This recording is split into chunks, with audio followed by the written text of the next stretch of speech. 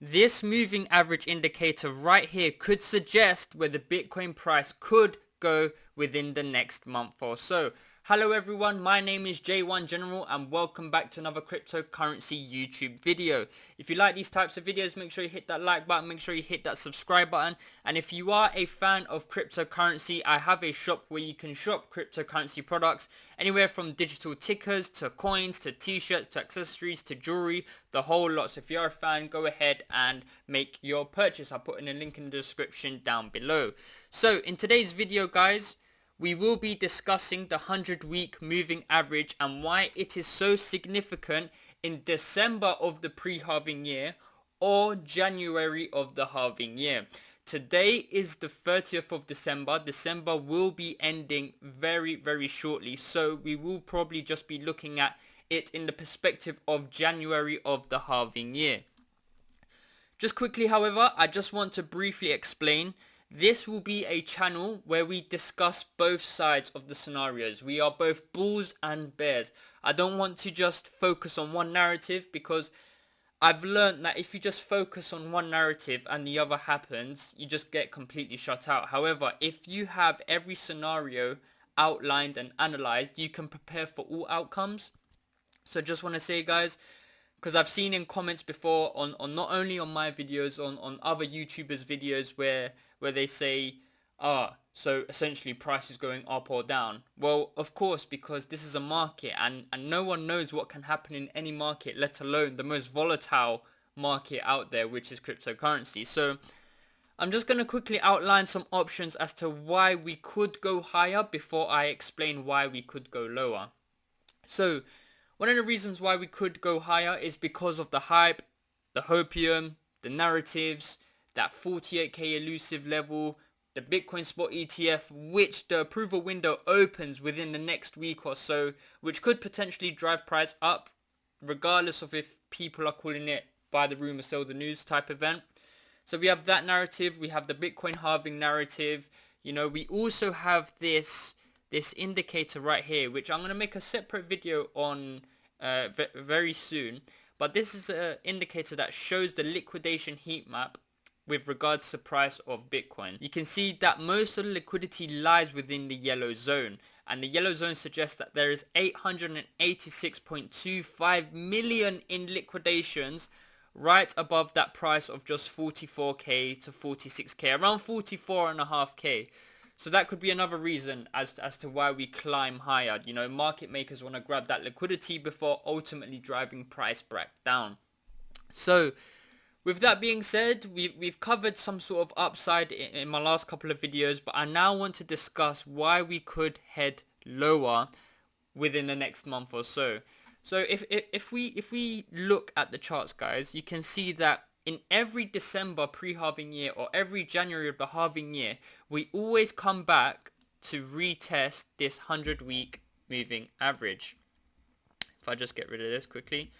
If we have a look at last cycle, you can see that last cycle, December of the pre-halving year, so December 2019 or January of 2020, we came and retested the 100-week moving average.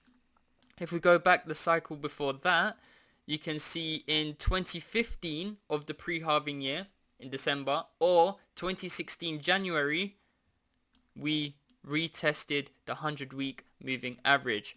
If we go back the cycle before that, back in the end of the pre-halving year in 2011, December 2011 or January 2012, again, we retested the 100-week moving average. So what does that mean if exactly the same plays out today?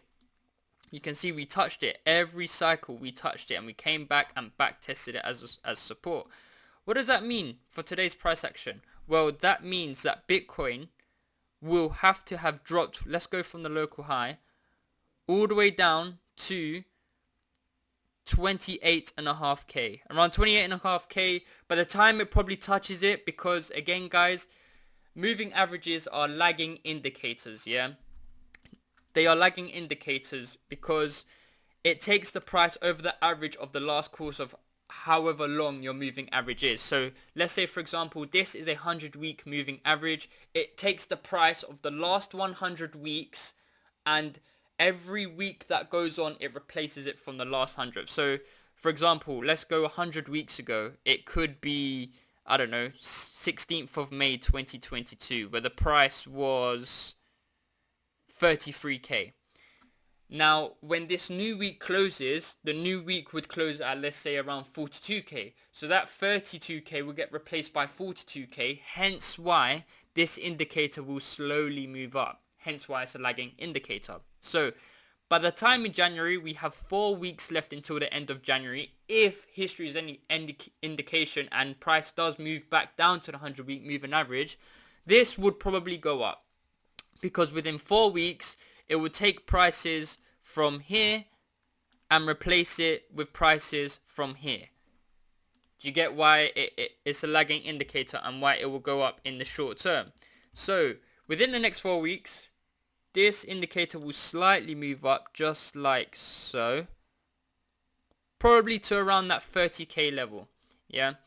And if Bitcoin repeats, and if history repeats, history doesn't repeat but it often rhymes, but if it does repeat, we could see prices go from 42k to 30k by the end of Jan. If we move it back down to the end of Jan, right here. It could go down to 30k by the end of Jan. And that is not speaking from an emotional perspective. That is speaking from a technical perspective, you know, looking at the charts, understanding what has happened in past history in Bitcoin cycles and what is looking likely to happen now. Now, what narrative could cause this to happen? Well, it's quite simple. We have the Bitcoin spot ETF occurring between the 5th and 10th of Jan, and we also have a Coinbase event on the 17th of Jan where they're having some regulations with the SEC. So let's say, for example, to get from 42 to 30k, that's around a 30% move. 30% seems a lot, but let's say if the spot ETF turns into a buy the rumor, sell the news event, or it gets delayed, or it gets rejected, and then on the 17th of Jan, you know, this SEC and Coinbase thing doesn't go to plan. It could happen, guys. It could certainly happen. That is what will cause the 30% dip in the market. So just an idea out there, guys. I'm just putting it out there to you. It would be a fantastic opportunity to dip back into the market if we do go and hold and back test this 100-week moving average as support. That is where I would be looking to buy the dip, guys. So I hope you all enjoyed the video. If you did, make sure you hit that like button. Make sure you hit that subscribe button, as it means oh so much to me. And as always, it's been your boy J1 General. Thank you. Bye.